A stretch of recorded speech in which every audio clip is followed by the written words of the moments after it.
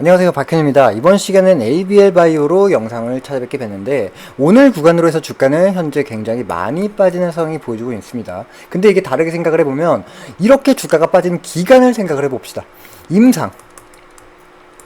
임상 자체가 없던 일, 실패, 이런 큰 악재가 아니라 다른 파이프라인으로 다소 악재라고 느껴질 수는 있겠지만, 이렇게까지 주가가 빠질 수 있는지에 대해서 생각을 해보면 이 정도로 빠질 만한 내용인가 싶기도 하거든요. 심지어 이렇게까지 주가를 밀어 벌리려면 넉넉 잡아 2주가량 정도 시간이 좀 걸리기 마련인데, 급하게 연이은 하락을 보여준다는 건 의도된 하락으로 곧이어 강한 반등의 구간이 보여질 가능성이 크다고 보여지거든요.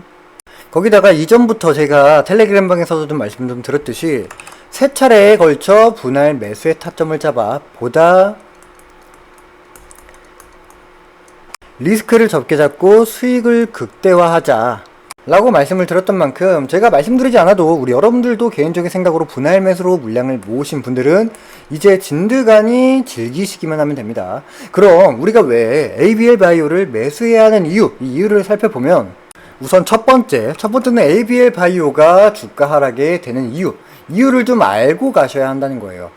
이유야 그렇죠. K 바이오의 특징상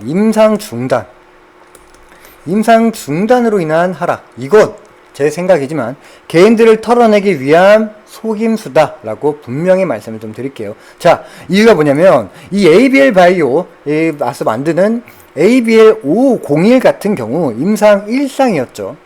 근데 임상 1상은요 보통 안정성을 확인하는 임상이고, 그에 맞는 유효성이 어느 정도 나오냐에 따라 이상으로 넘어갈 수 있는 기초적인 임상이다. 또 여기서의 핵심은 ABL 501이 결국엔 임상을 실패했나요? 아니다. 괜찮았지만 핵심적인 지금보다 많은 임상들이 굉장히 많고 다양해서 일시적으로 임상을 중단한다. 왜? 연구의 인력의 한계성 때문에 상업화가 빠른 임상 물질부터 임상을 하겠다. 이게 팩트인 거예요. 그러므로 지금의 구간에선 임상 실패는 절대적으로 아니다. 이게 핵심 팩트라는 거죠. 그리고 두 번째, ABL 바이오의 2대 주주가 매도했다. 이 이야기가 있는데, 금감원 공시입니다. 공시를 보면 매도 공시들이 나와 있어요. 보시다시피 직전 보고서엔 440만 주에서 이번 보고서엔 200만 주로 8%에서 3.88%로 최대 주주의 지분이 내려왔죠. 그럼 우리가 여기서 봤을 때 이제 남은 물량들이 있을 텐데, 지금 총 매도한 걸 보면 얼마에 매도를 했습니까? 35,000원에 240만 주를 매도했다. 또 날짜를 보시면 8월 29일과 8월 30일 두 날이죠. 그럼 이날의 매매 동향을 한번 살펴볼게요. 매매 동향을 살펴보면 어디서 물량이 가장 많이 나왔나요? 사모펀드와 기타 법인에서 가장 물량이 많이 나왔죠. 이 물량도 나온 이후에도 여러가지로 추가적으로 물량들은 지속적으로 나오고 있다. 거기다가 투신도 마찬가지로 함께 물량을 던지고 있습니다. 그러면 지금 구간에서 우리가 생각을 해봐야 되는 게, 어쨌든 이 투신도 생각을 해보면 투자 신탁을 하는 게 일인 사람들이에요. 그만큼 단기적인 수익이 발생이 됐을 때 차익 실현을 할까요, 안 할까요? 할 수밖에 없습니다. 그럼 지금 단기적으로 주가가 밀릴 때 차익 실현을 하고 다시 한번 주가가 반등할 때 다시 수급이 들어올 겁니다. 기본적으로 우리가 개인대로의 생각으로 한다면, 제가 말씀드린 대로 비전이 있고 곧 이어질 반등을 본다면 왜 굳이 매도를 하겠냐? 문제가 있어서 던지는 게 아니냐라고 생각할 수는 있겠지만, 투신 같은 경우는 어찌됐든 간에 결과물을 보여줘야 하기 때문에 투신의 결과물은 뭐다? 성과입니다. 그럼 또 이 성과는 뭐예요? 수익 실현이 되겠죠. 이 말은 뭐다? 수익 실현을 하지 않은 상태에서 아직 성과가 아닙니다. 팔아야 성과가 반영이 되기 때문에 지금 구간에서 주가가 이런 식으로 2대 주주의 매도 물량이 나왔다. 그러면 이때 같이 팔로우하면서 어느 정도 물량도 엑시트가 함께 될 수밖에 없는 거다라는 개념을 좀 인지해주면 됩니다. 결국엔 요약을 하자면 2대 주주의 물량이 빠져나감과 동시에 성과를 내기 위한 투신의 물량도 단기 수익 실현을 위해서 함께 엑시트된 상황이 연출이 되었고, 이러한 물량들은 다시 주가가 반등이 된다면 보다 큰 수급으로 돌아올 수밖에 없다라고 생각을 해주시면 된다는 거예요. 그리고 이건 개인적인 여담이지만 거래량이 터진 날짜에 신용 물량도 이상하게 생각이 드는 부분이 있는데, 우리가 대개 시장에서 대부분의 주가가 올라갈 때, 거래량이 터졌을 때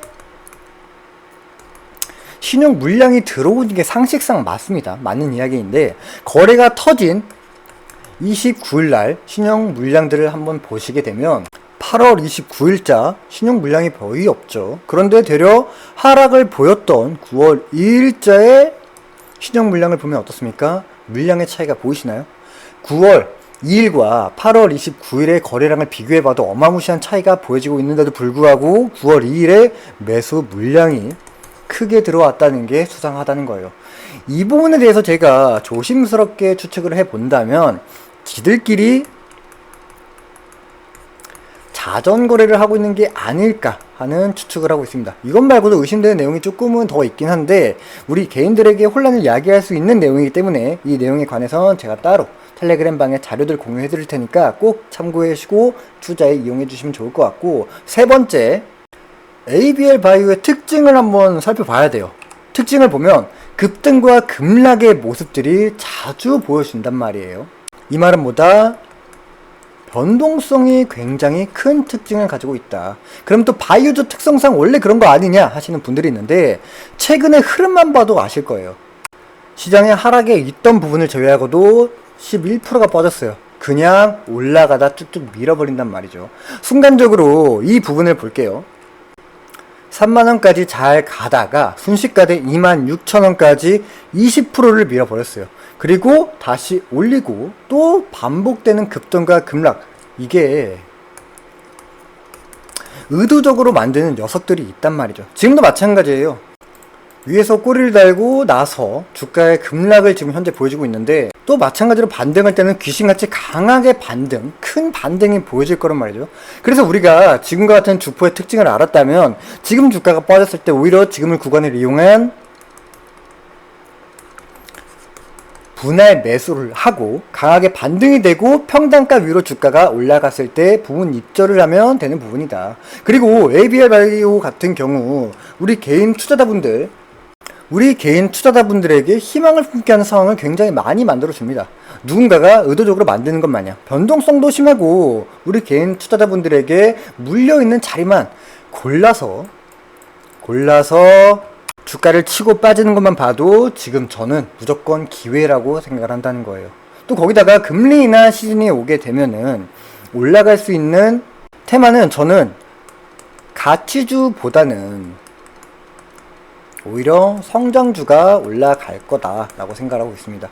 성장주 중에서도 2차 전지가 있는데, 2차 전지는 이미 여러분들도 아시다시피 매물도 있기 때문에 제한적인 상승 분명히 보여질 테고, 남은 건 유일하게 저는